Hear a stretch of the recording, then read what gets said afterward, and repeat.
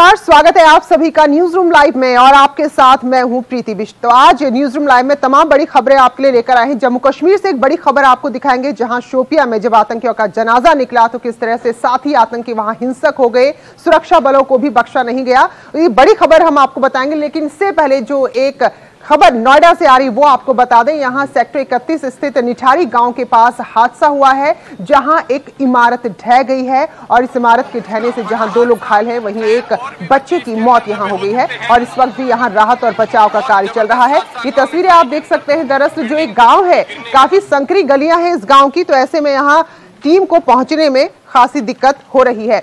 तो निठारी गांव में यह हादसा हुआ। जो इमारत यहां हादसे का शिकार हुई है, दरअसल ये पहले से ही काफी जर्जर थी और इस इमारत को तोड़ने का काम चल रहा था। तभी अचानक इस इमारत की छत ढह गई, जिसकी चपेट में वहां आसपास खेल रहे बच्चे आ गए। मौके पर पहुंची पुलिस फोर्स ने जो घायल लोग थे उन्हें निकालना शुरू किया। कड़ी मशक्कत के बाद 2 लड़कियों और 2 लड़कों को मलबे से बाहर निकालकर पास के ही अस्पताल में भर्ती कराया, जिसमें एक लड़के की मौत हो गई है, जबकि 3 लोगों का अस्पताल में इलाज चल रहा है। तो निठारी गांव में हुए इस हादसे में बचाव कार्य करने को लेकर काफी दिक्कत सामने आ रही है, क्योंकि आप तस्वीरें भी जैसा देख सकते हैं, काफी संकरा ये इलाका है, रास्ते काफी संकरे हैं। तो ऐसे में पुलिस की गाड़ी और एम्बुलेंस को मौके पर पहुंचने में काफी दिक्कत हो रही है। तो जो भी घायल हैं उन्हें भी यहां से बाहर ले जाया जा रहा है। फिलहाल राहत और बचाव का काम यहां जारी है।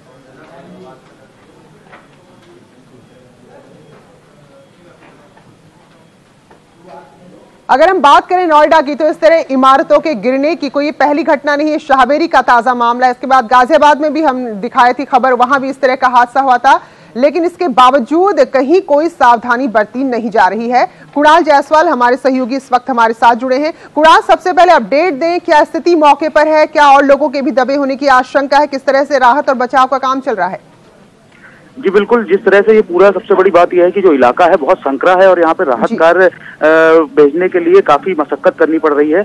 और जो एम्बुलेंस है वो यहाँ से काफी दूर खड़ी हुई है, लेकिन यहाँ पे मैनुअली यहाँ पे मलबे को हटाया जा रहा है। और अभी तक इसमें करीब 4 लोग निकाले गए थे, जो लोग घायल हुए थे इसमें एक की मौत हो गई है और अभी तक यहाँ पे कार्य जारी है राहत का। लेकिन हालांकि जो आला अधिकारी है उनका कहना है अब यहाँ पे जो कोई भी अब और नहीं है दबा हुआ, लेकिन फिर भी जो लोग हैं यहाँ के स्थानीय और जो पुलिस प्रशासन है उसके अधिकारी यहाँ पे खुद डटे हुए हैं। वहाँ पे जो मलबा जितना गली के अंदर भरा हुआ है उसको यहाँ से हटाया जा रहा है धीरे धीरे। उसी का इंतजार किया जाता है जब तक ये मलबा पूरी तरह से साफ नहीं हो जाएगा, जब तक स्थिति साफ नहीं हो पाएगी कि इसमें अंदर और कितने लोग दबे हुए हैं। सबसे बड़ी बात प्रीति इसमें है कि जिस तरह से लगातार हादसे हुए हैं, उसके बाद में इस गांव में भी नोटिस चस्पा किए गए थे। एहतियातन जर्जर इमारतों पर नोटिस लगाए गए थे प्राधिकरण की तरफ से, जो जर्जर मकान है उनको खाली किया जाए, तोड़ा जाए। लेकिन उसके बाद इतना करने के बाद ही इतीसीरी कर ली गई थी। पलट के प्रशासन ने देखा भी नहीं कि आखिर उसके बाद क्या हुआ, जिसके फलस्वरूप यह हादसा सामने आता है। अब अधिकारी बड़ी बड़ी बातें जरूर कर रहे हैं। जी बिल्कुल, क्योंकि यहाँ अगर नोटिस का संज्ञान वक्त देते लिया गया होता तो शायद ये हादसा नहीं होता। तो बहरहाल कुणाल, यहाँ पर बताएं जो ये इलाका है किस तरह का था और भी जो बाकी इमारतें हैं क्या वो भी इसी स्थिति में है यहाँ पर? जब ये जो हादसा हुआ है जहाँ पे, वहाँ पे जब ये बिल्डिंग की जो ढांचा था वो गिरा है, तो बराबर के जो मकान है उनको भी क्षति पहुंची है और लोगों ने कुछ कमरों को यहाँ पे जो किराए पे रह रहे थे उनको खाली किया है, क्योंकि उनके मकानों में भी दरारें आ गई हैं। इस तरह में अभी कितने यहाँ पे और ऐसे मकान है, हालांकि प्रशासन जागा है अपनी कुंभकर्णी नींद से, बातें जरूर कर रहा है कि अब जो मकानों की चेकिंग की जाएगी और इस तरह के जो यहाँ पे मकान है जर्जर उनको खाली कराया जाएगा। लेकिन ये सिर्फ हादसे के वक्त ये कहावत बन के रह जाती है, लेकिन जो जमीनी रिपोर्ट है वो उस समय जहाँ पे बिल्कुल कोई भी काम दिखाई नहीं देता है। बिल्कुल कुणाल, तो बहुत ही दुर्भाग्यपूर्ण घटना, एक मासूम बच्चे ने अपनी जान गंवा दी प्रशासनिक लापरवाही के चलते, और कोई पहला मामला ये नहीं है। शुक्रिया आपका। तो कुणाल, हमारे संवाददाता बता रहे हैं कि फिलहाल अभी ये साफ नहीं है कि कितने और लोग यहाँ दबे होंगे, क्योंकि मलबा जब हटेगा तब स्थिति साफ होगी और मलबा हटाने में यहाँ खासी मशक्कत करनी पड़ रही है, क्योंकि काफी संकरा ये इलाका है, काफी जो घर हैं आपस में यहाँ जुड़े हुए हैं। तो फिलहाल अभी वक्त यहाँ लग सकता है। तो जो तस्वीरें आपने देखी, ये शोपिया में मारे गए उस आतंकी के जनाजे की तस्वीर थी, जिसमें उसके साथी जो आतंकी जिंदा बच गए वो पहुंचे थे और खुलेआम यहां पर फायरिंग कर रहे थे। तो चलिए आपको बताते हैं आखिर कौन था ये आतंकी जिसके मारे जाने के बाद इस तरह से साथी आतंकियों ने खुलेआम गोलीबारी की है।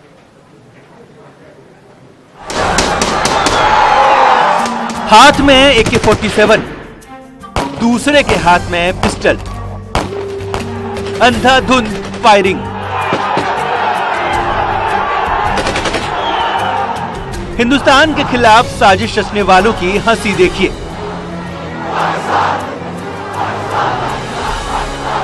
भारत के लिए ये चिंता की बात है, लेकिन एक आतंकी की मौत पर आतंकियों का जश्न देखिए।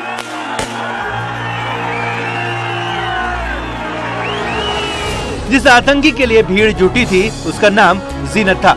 जीनत आतंकी संगठन अल बद्र का सदस्य था। पहले भी इसकी गिरफ्तारी हुई थी, लेकिन रिहा होने के बाद जिनातुल इस्लाम उर्फ जीनत उर्फ उस्मान आतंकी संगठन हिजबुल मुजाहिदीन में शामिल हो गया। बताया जा रहा है कि हाल ही में आतंकी जीनत फिर से अल बद्र में शामिल हो गया और कमांडर की हैसियत से घाटी में दहशत फैलाने में जुट गया था। आतंकी जीनत जब अपने साथी के साथ सुरक्षा बलों से घिर गया तो उसे भागने का मौका नहीं मिला। हालांकि आतंकियों को घेरने के बाद सेना ने पहले उन्हें सरेंडर करने को कहा, लेकिन आतंकियों ने फायरिंग शुरू कर दी। इसके बाद भारतीय सेना और उनकी ज्वाइंट टीम ने दोनों आतंकियों को ढेर कर दिया। अल बद्र के कमांडर जीनतुल इस्लाम की हलाकत से जिला शोपियान में मिलिटेंसी को काफी बड़ा धक्का लगा है। जीनतुल इस्लाम गुज़श्ता कई बरसों से जनूबी कश्मीर में काफी सरगर्म था। इसकी हलाकत सिक्योरिटी फोर्सेस के लिए बड़ी कामयाबी तस्वर की जाती है। जब जीनत का शव शोपियां के सुगन गांव पहुंचा तो हंगामा हो गया। जनाजे के दौरान उसके साथी आतंकी भी दिखे जो उसके सम्मान में फायरिंग कर रहे थे। इस दौरान प्रदर्शनकारियों और सुरक्षा बलों के बीच हुई झड़प में 7 लोग घायल भी हो गए। जम्मू कश्मीर के पूर्व मुख्यमंत्री महबूबा मुफ्ती ने सुरक्षा बलों की हवाई फायरिंग की निंदा की है और एक बयान में कहा कि जनाजे में शामिल लोगों को रोकने के लिए हवाई गोलीबारी करने से अलगाव की भावना जाग सकती है, लेकिन खुलेआम फायरिंग करते हुए आतंकियों को बख्शना खतरे से खाली नहीं। ये कभी भी हिंदुस्तान की धरती पर कहर बरपा सकते हैं। आज तक इसने कई मिलिटेंसी की वारदातों को अंजाम दिया है। पहले एचएम में सरगर्म था और अब गुज़श्ता साल से इसने अल बद्र में ज्वाइन किया था। तो इसकी हलाकत यहाँ जनूबी कश्मीर में काफ़ी बड़ी कामयाबी मानी जाती है सिक्योरिटी फोर्सेस के लिए, क्योंकि नए लड़कों को मिलिटेंसी की तरफ रागिब करना भी इसका काम था। लाल खान, न्यूज़ 18।